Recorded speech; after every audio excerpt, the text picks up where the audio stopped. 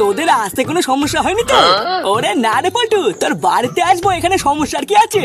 সেই কত বছর পর তোর সাথে আমার দেখা হলো বলতো। শহরে গিয়ে তো আমার কথা পুরো ভুলেই গেছিস। তুইও যে কি বলিস না, তোকে কি আমি ভুলে যেতে পারি বল? আর হ্যাঁ, তোকে তো পরিচয় করানো হয়নি। এই দেখ, এটা হচ্ছে আমার বউ ডলি। ও হ্যাঁ, নমস্কার বৌদি। এখানে আসতে তোমার কোনো অসুবিধা হয়নি তো? ওমা, অসুবিধা কেন হবে? অসুবিধা হলেই বা আমি আছি না, এই ফুটো আছে বৌদির জন্য।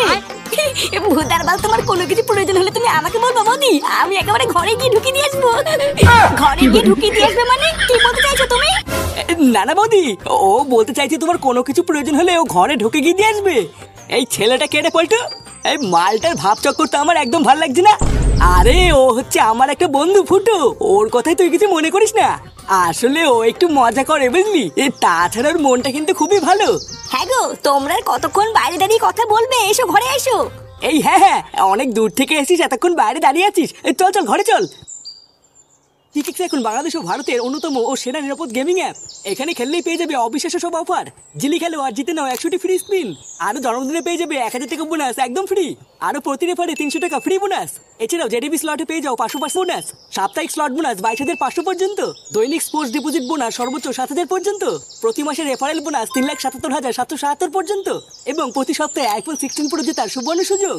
এখান থেকে সবকিছু তুলুন বাংলাদেশ থেকে বিকাশ নগদ, রকেট এবং ভারত থেকে ফোনপে, গুগল পে এবং ইউপিআই এর মাধ্যমে। এখনই পিন কমেন্টে ক্লিক করে রেজিস্টার করো এবং উপার্জনের যাত্রা শুরু করো। কি কেক, স্বপ্ন যেখানে সত্যি হয়।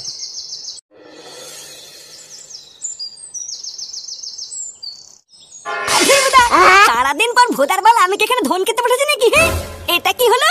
আবার কি হলো মারাচ্ছ? সারা ঢ্যামনা মাকে কিছু বোঝো না? রান্নায় ভুদা এক ফোঁটা নুন নেই, বাল নেই, এটা কি রান্না হয়েছে? কেন, তোমাকে তো সকালবেলা লবণ এনে দিতে বলেছিলাম, তুমি কি এনে দিয়েছিলে?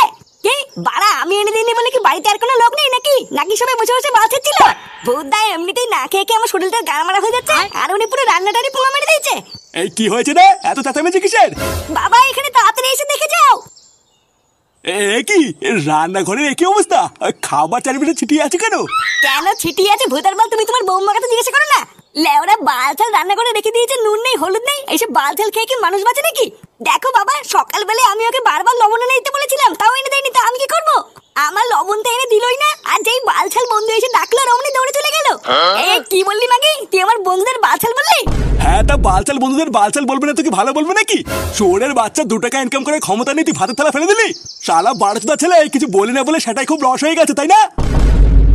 ও মারা, মায়ের থেকে মাসি দরদ বেশি, তাই তো? ভূতদার বালি বাড়িতে খেতে এসে আমার ভুল হয়েছে, এর থেকে পল্টুদের বাড়ি থেকে খেয়ে আসলে ভালো হতো। তোমার বালছেড়ে বৌমার বালছেড়ে রান্না তুমি খাও, আমি গেলাম। কি বাবা, কোথায় যাচ্ছ? হ্যান্ডেল মারতে যাচ্ছি, যাবি?